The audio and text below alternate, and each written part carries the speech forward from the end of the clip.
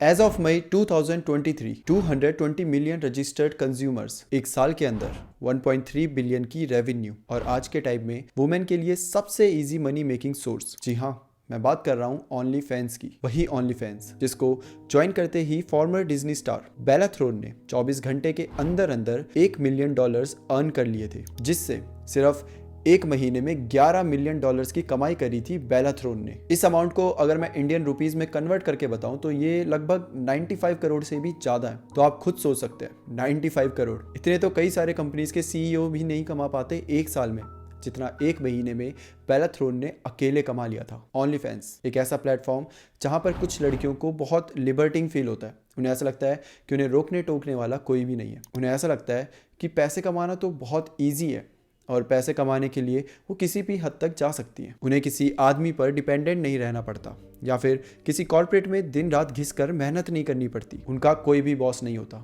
वो खुद ही मालकिन होती हैं। ये सब सुनने में कितना ज़्यादा अच्छा साउंड कर रहा है, राइट? कि आप खुद के खुद बॉस हो, आप इंडिपेंडेंट हो एंड ऑल। मगर कहते हैं ना कि एक सिक्के के दो पहलू होते हैं, और वैसे ही ओनली फैंस के भी दो पहलू हैं। वेल, जो फर्स्ट पहलू है उसके ऊपर तो शायद सबकी नज़र जाती है कि एक प्लेटफॉर्म है जहाँ पे नॉर्मली वीडियोस बनाकर आप लाखों करोड़ों कमा सकते हो, और ये सब कितना अच्छा है कि मतलब इतने सारे पैसे आ जाना और उसके बाद अपनी लाइफ मस्त आराम से जीना। ये सब है पहले पहलू का पार्ट। मगर दूसरा पहलू है जिससे आधी दुनिया अनजान है, जिसके बारे में आधे लोगों को पता ही नहीं है, और हम इसी दूसरे पहलू के बारे में आज बात करने वाले हैं। साल 2016 में टिम स्टॉकली ने अपने फादर गाय स्टॉकली से 10,000 यूरोज लेकर शुरुआत करी एक ऐसे प्लेटफॉर्म की जिसे वो यूट्यूब और इंस्टाग्राम का कंपटीशन बनाना चाहता था। टिम कोई इनएक्सपीरियंस बंदा नहीं था, उसे इन सब चीज़ों के बारे में पहले से ही पता था। ओनली फैंस बनाने से पहले उसने 2 और प्लेटफॉर्म बनाए थे जो कि काफ़ी फेमस थे, जिनका नाम था glam girls and custom for you. मगर ये दोनों ऐप उतने ज़्यादा सक्सेसफुल नहीं हो पाए। टिम और उसके फादर गाय, अब टिम एक नए आइडिया के साथ आता है जिसमें वो इंक्लूड करता है अपने फादर गाय स्टॉकली और अपने भाई थॉमस स्टॉकली को, और ये दोनों मिलकर एक ऐसा प्लेटफॉर्म बनाते हैं जो आने वाले टाइम में सब कुछ बदल के रख देता, जिसका नाम था ओनली फैंस। टिम अपने फादर को head of finance of only fans बनाता है और अपने भाई थॉमस को ओनली फैंस का चीफ ऑपरेटिंग ऑफिसर बनाता है। शुरुआत के दिनों में ओनली फैंस ने अपने प्लेटफॉर्म पे एक्सप्लिसिट कंटेंट बैन करा हुआ था, और ये सब सुनने में कितना अजीब लगता है कि ओनली फैंस में शुरुआती दिनों में आप कुछ भी एक्सप्लिसिट कंटेंट नहीं डाल सकते थे। ओनली फैंस का शुरुआत में जो टारगेट था वो म्यूजिशियंस, इन्फ्लुएंसर्स, ये सब चीज़ थे, लेकिन इनके सामने जो इनके कंपटीशन थे वो थे फेसबुक, इंस्टाग्राम, यूट्यूब। ये बहुत बड़े जाइंट्स थे और इनको हरा पाना बहुत मुश्किल था, और इसी वजह से ओनली फैंस धीरे धीरे लॉस में जाने लगा। जिसके बाद साल 2017 में ओनली फैंस ने एक ऐसा डिसीजन लिया जिसके बाद उस कंपनी की किस्मत ही बदल गई। उन्होंने अपने प्लेटफॉर्म से एक्सप्लिसिट कंटेंट को बैन करने का डिसीजन हटा दिया। इसका मतलब कि अब ओनली फैंस के ऐप पर आप पॉर्न भी डाल सकते थे। 2 साल तक सक्सेसफुली बिजनेस रन करने के बाद, अब 2 साल सक्सेसफुली इस बिजनेस को रन करने के बाद ओनली फैंस के ओनर्स ने इस कंपनी का 75% stake My Free Cams company के ओनर लियोनिड रेडविंस्की को बेच दिया। जिसके बाद ओनली फैंस सिर्फ और सिर्फ एडल्ट कंटेंट पर ही फोकस करने लगा। कोरोना का टाइम ओनली फैंस के लिए एक वरदान साबित हुआ, क्योंकि क्रिएटर्स और कंज्यूमर्स दोनों ही ओनली फैंस की तरफ खींचे चले आ रहे थे। क्रिएटर्स इसलिए क्योंकि कोरोना के टाइम में बहुत लोगों को जॉब से निकाल दिया गया था, और जब जॉब से निकाल दिया है और कोरोना का टाइम है तो आप कहीं और जाकर अप्लाई भी नहीं कर सकते। इस समय पर क्रिएटर्स को लगा कि क्यों ना हम ओनली फैंस ट्राई करें, जहाँ पे इजी मनी है, बस वहाँ पर जाओ, कंटेंट बनाओ और आपके पास पैसे ही पैसे। और वहीं पर कंज्यूमर्स जो अब ना बाहर निकल सकते थे ना कुछ, वो एक कमरे में बंद थे, तो वो भी धीरे धीरे ओनली फैंस की तरफ अट्रैक्ट होने लगे थे। साल 2020 के मार्च से अप्रैल के बीच में ओनली फैंस की ग्रोथ 75% बढ़ चुकी थी। जिसके बाद फेमस सिंगर बियॉन्से ने भी अपने एक गाने सैवेज रिमिक्स में भी इस कंपनी का नाम लिया, जिसकी वजह से ओनली फैंस में 15% की हाइक देखी गई। ओनली फैंस के सीईओ टिम स्टॉकली बताते हैं कि उस वक्त ओनली फैंस पे 6,000 से 8,000 न्यू क्रिएटर्स डेली रजिस्टर होने लगे थे। धीरे धीरे ओनली फैंस पे कार्डी बी और टाइलर पॉजी जैसे सेलिब्रिटीज भी आ गए, जिस वजह से ये कंपनी अलग ही ऊंचाइयों पर पहुंच गई। दिसंबर 2020 तक ओनली फैंस 85 मिलियन यूजर्स और मोर देन 1 मिलियन क्रिएटर हो चुकी थी, जिस वजह से कंपनी ने उस साल $2 बिलियन का सेल करा था। मार्च 2021 तक ओनली फैंस पे 120 मिलियन से ज़्यादा यूज़र हो चुके थे और उनके क्रिएटर्स ने कलेक्टिवली $3 बिलियन से ज़्यादा अर्न करे थे। ओनली फैंस ने यह भी बताया कि वो अपने क्रिएटर्स को 200 मिलियन से ज़्यादा पैसे दे रहे हैं हर महीने। वेल, अब हम बात करते हैं क्रिएटर्स के बारे में। ओनली फैंस के बढ़ते बिजनेस ने क्रिएटर्स को तो मानो पैसों की मशीन दे दी हो। बेला थ्रोन, जो कि एक अमेरिकन एक्टर, सिंगर और राइटर हैं, अगस्त 2020 में उन्होंने जब ये अनाउंस किया कि वो ओनली फैंस ज्वाइन कर रही है तो लोग बिल्कुल पागल हो गए। सिर्फ 24 घंटे के अंदर अंदर उन्होंने $1 मिलियन कमा लिए थे। और ये सब इसलिए हुआ क्योंकि उन्होंने एक वादा करा था अपने सब्सक्राइबर्स से कि वो उनको ओनली फैंस में बिना किसी कपड़े के फोटोज डालेंगी, और सब्सक्राइबर्स भी वही बेवकूफ़ों की तरह चले जाते हैं, पैसे भर देते हैं और ओनली फैंस ज्वाइन कर लेते हैं।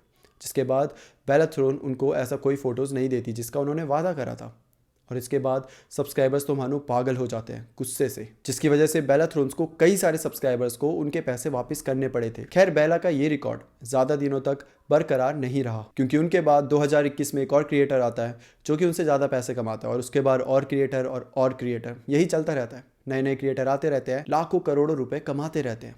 लेकिन ये वो वाली साइड है जिसके बारे में शायद सबको पता है। अब हम आते हैं ओनली फैंस के डार्क साइड में, यानी कि दूसरे पहलू पर।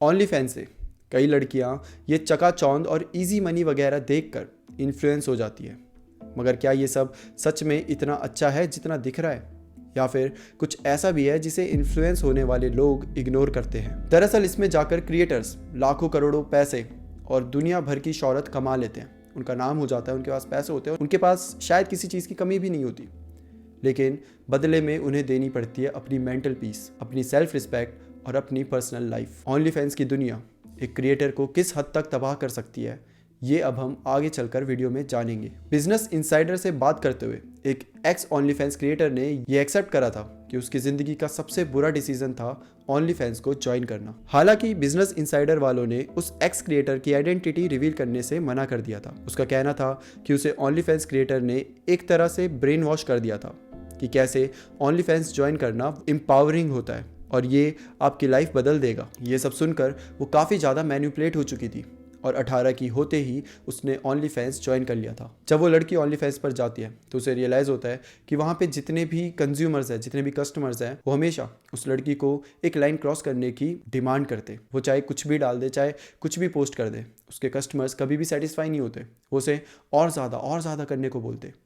उसे ये समझ आने लगा था कि यहाँ पे कस्टमर्स उसको एक ऑब्जेक्ट की तरह देख रहे हैं। उसको यहाँ कोई भी इंसान नहीं समझ रहा, बल्कि सिर्फ कंटेंट देने वाली मशीन समझ रहा है।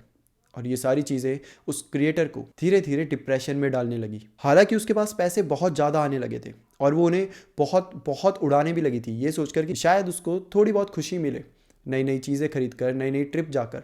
हर बार नई ट्रिप में जाती तो उसे लगता कि शायद ये वाली ट्रिप जाकर मेरा थोड़ा सा मेंटल हेल्थ सही हो जाएगा, मुझे थोड़ी सी खुशियाँ मिलेगी, मैं शायद जो चीज़ें मेरे दिमाग में चल रही हैं मैं उन्हें भुला पाऊँगी। बट ऐसा कभी भी नहीं हो पाता और ये चीज़ें एक टाइम पर इतनी बढ़ चुकी थी कि उसके पास जितना भी पैसा था उसे वो सारी चीज़ें वर्थ इट नहीं लग रही थी। और फिर फाइनली वो एक डिसीज़न लेती है ओनली फैंस को छोड़ने का, जो ईजी मनी था, दौलत, शोहरत, सब कुछ छोड़ने का। एंड तब जाकर शायद उसकी मेंटल हेल्थ थोड़ी सी ठीक हुई हो। बट आज भी उसकी मेंटल हेल्थ पूरी तरीके से ठीक नहीं है, क्योंकि उसके घर वाले, उसके फ्रेंड्स, उसके रिलेटिव सबको ये पता है कि उसका पास्ट क्या है, जिसकी वजह से उसे हर जगह हर कदम पर जज करा जाता है और शायद उसे ये चीज़ पूरी ज़िंदगी भर फेस करनी पड़े। 18 अप्रैल 2023 फोर्ब्स ने एक आर्टिकल पब्लिश करा जिसमें उन्होंने ओनली फैंस के डार्क साइड के बारे में बात करी। 2021 की एक स्टडी में ये पाया गया कि एक ऐसी वुमेन जो खुद को सेक्स वर्क में इन्वॉल्व करती है, उन्हें हैरेसमेंट, डिह्यूमनाइजेशन और पब्लिक वायलेंस वगैरह ज़्यादा फेस करना पड़ता है। और ये चीज़ें इतनी ज़्यादा बढ़ सकती है कि 2022 का एक इंसिडेंट है जब एक आदमी अपनी गाड़ी लेकर एक लड़की के घर में घुस जाता है, सीधा गाड़ी लेकर, और वहाँ पर वो लड़की सो रही होती है। दरअसल वो लड़की एक ओनली फैंस की क्रिएटर होती है और वो आदमी वहाँ जाता है सिर्फ इसलिए क्योंकि उसे उस लड़की को सोता हुआ देखना था और उसको फिल्म करना था, मतलब उसकी वीडियोस बनानी थी। पुलिस उसे पकड़ लेती है और उस आदमी से पूछती है कि तुमने ऐसा क्यों करा। तो वो बताता है कि मैंने इसलिए करा क्योंकि ये खुद अपने ओनली फैंस अकाउंट में आकर बोलती है कि इसे एक ऐसा आदमी चाहिए जो इससे पूरी तरीके से ऑब्सेस्ड हो, तो मैं बस वही करना चाहता था। 2022 की स्टडी में ये भी पता चला है कि जो लड़कियाँ ऐसी साइट या फिर इस टाइप की लाइन में चले जाती हैं, उन्हें बहुत ज़्यादा मेंटल हेल्थ इश्यूज़ फेस करने पड़ते हैं। वो खुद को हर जगह से आइसोलेटेड कर लेती है, वो अपने घर वालों से मिलना छोड़ देती है, उनकी हमेशा मतलब आप खुद ही सोचिए ना, कोई अगर इस लाइन में जाएगा तो घर वाले तो सपोर्ट करेंगे नहीं, रिलेटिव्स 10 बातें करेंगे, और शायद ये वाली बातें तो शायद कहीं ना कहीं मतलब आप रोक ही नहीं सकते, तो आप खुद को आइसोलेट कर देते हो, which leads to depression, anger issues, anxiety and so much more. तो अब आप बताइए कि क्या ओनली फैंस वर्थ इट है इन सब चीज़ों के? अगर एक साइड आपको पैसे दिए जाए और एक साइड आपकी मेंटल हेल्थ, आपके रिश्ते नाते, घर परिवार, सब कुछ, ये सब छीन लिया जाए, तो क्या आप इस साइड को चूज करेंगे या फिर इस साइड को? ब्रिटिश ब्रॉडकास्टिंग कॉरपोरेशन यानी बीबीसी ने एक इन्वेस्टिगेशन किया जिसमें उन्हें ये पता चला कि ओनली फैंस की एक एडल्ट साइट है, वहाँ पर माइनर बच्चे इस टाइप का कंटेंट बना रहे हैं। जी हाँ, माइनर बच्चे। अब मैं आगे चलकर आपको कुछ ऐसे केसेस बताऊंगा जिससे आपको पता चल जाएगा कि ओनली फैंस की एज वेरिफिकेशन की कंडीशन किस हद तक बिगड़ चुकी है। बीबीसी के इन्वेस्टिगेशन के अकॉर्डिंग साउथ ईस्ट इंग्लैंड सबब में रहने वाली एक लड़की जिसकी एज सिर्फ 17 साल की थी, वो ओनली फैंस पर कुछ पर्सनल टॉयज का यूज करते हुए वीडियोस बना रही थी। एक अंडर 18 लड़की ने भी एक एडल्ट अकाउंट पर होस्ट हो रहे ग्राफिक वीडियोस में पार्टिसिपेट किया था। हालांकि ये सब ओनली फैंस के टर्म्स एंड कंडीशंस के खिलाफ है, लेकिन बच्चे काफ़ी आसानी से ओनली फैंस के टर्म्स एंड कंडीशंस को ब्रीच कर पा रहे हैं। 17 साल की बच्ची लिया ने ओनली फैंस को अपना फेक ड्राइविंग लाइसेंस दिखाया और उसकी मदद से वहाँ पर अकाउंट बना दिया।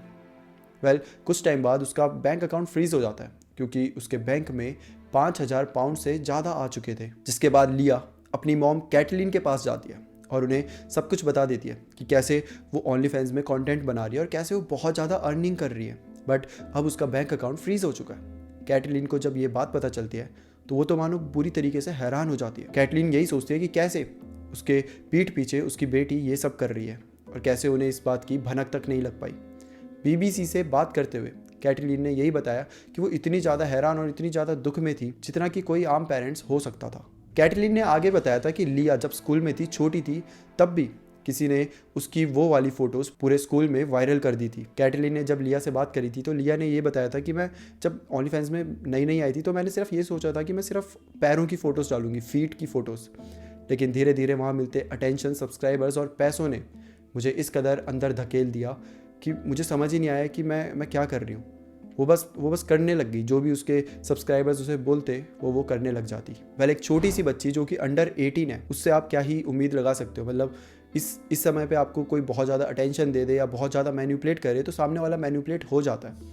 इस समय पर आपका दिमाग इतना ज़्यादा नहीं होता कि आपको समझ आ रहा हो कि आप जो कर रहे हो सही है गलत है। और अब मैं एज का भी क्या ही बोलूँ, क्योंकि जिनकी एज काफ़ी बड़ी है, जो काफ़ी मैच्योर है, वो भी ये सब चीज़ें कर देते हैं, तो वो तो बेचारी एक छोटी सी बच्ची थी।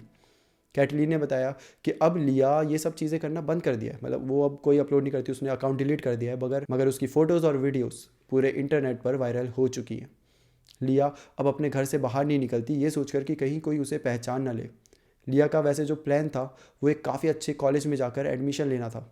अब उसे उस कॉलेज में लिटरली एडमिशन मिल रही है, लेकिन लिया अब नहीं जा रही क्योंकि उसे यही डर है कि अगर किसी ने उसे पहचान लिया तो उसे हर जगह बुली करा जाएगा, उसे हर जगह जज करा जाएगा। बीबीसी न्यूज़ इस केस के बारे में ओनली फैंस को आगाह करती है, उन्हें पूरा बताती है, जिसके बाद ओनली फैंस लिया का अकाउंट को पूरी तरीके से बंद कर देते हैं। लिया का अकाउंट तो हट गया, लेकिन उसकी ज़िंदगी क्या फिर से पहले जैसी हो पाएगी? I don't think so. मतलब कैटलीन जो उसकी माँ है उसको भी ऐसा ही लगता है कि शायद अब लिया पूरी ज़िंदगी भर उसे इस रिग्रेट के साथ जीना पड़ेगा। बीबीसी ने ओनली फैंस को ये सब चीज़ें बताई, अच्छे से मतलब नोटिस वोटिस भेजे, सब कुछ किया, जिसके बाद सबको लगा कि ओनली फैंस अपनी टर्म्स एंड गाइडलाइंस को लेकर अब थोड़ा स्ट्रिक्ट होगा। और ओनली फैंस ने भी यही बोला कि हाँ, हम ऐसा आगे नहीं होने देंगे, कोई भी माइनर लड़की नहीं आ पाएगी।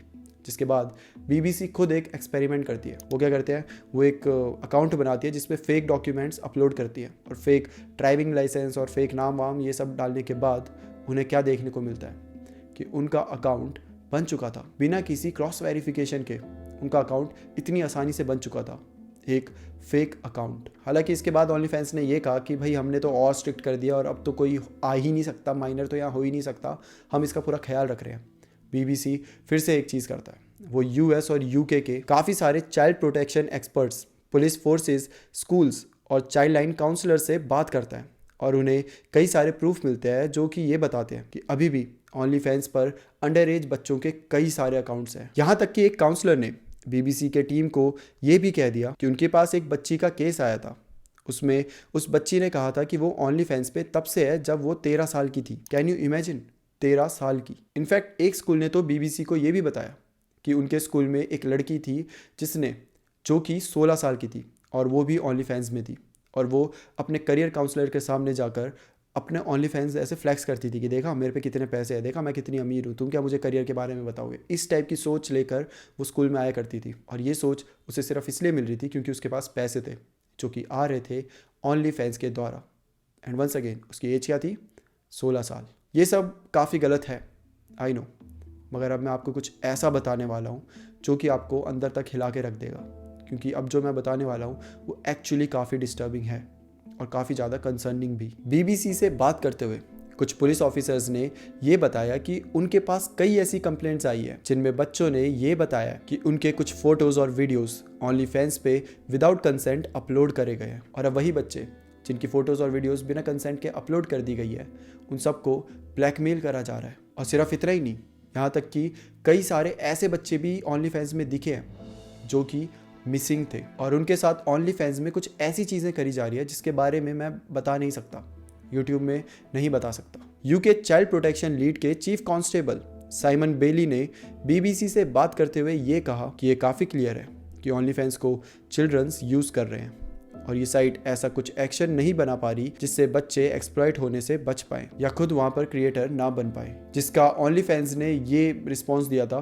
कि वो इन चीज़ों पर बात नहीं कर सकते, ऐसी रिपोर्ट्स पर रिस्पॉन्स नहीं कर सकते जो एनोनिमस हो और जिनके बारे में ज़्यादा डिटेल्स नहीं हो। वेल, ओनली फैंस की साइड से ये स्टेटमेंट काफ़ी ज़्यादा इमेच्योर थी, बट शायद इमेच्योर तो वो बच्चे भी हैं जो ओनली फैंस का यूज़ करते हैं। इनफैक्ट जो बड़े लोग हैं वो भी, मुझे लगता है बड़े तो हो गया बट उनका दिमाग अभी भी घुटने में। मतलब आप पैसे पे कर रहे हो, अपना हार्ड अर्न मनी पे कर रहे हो just to see some photos and videos, और ये चीज़ें इतनी ज़्यादा बढ़ती जा रही है कि इसका अंत कहाँ पर होगा शायद हम सबको किसी को नहीं पता।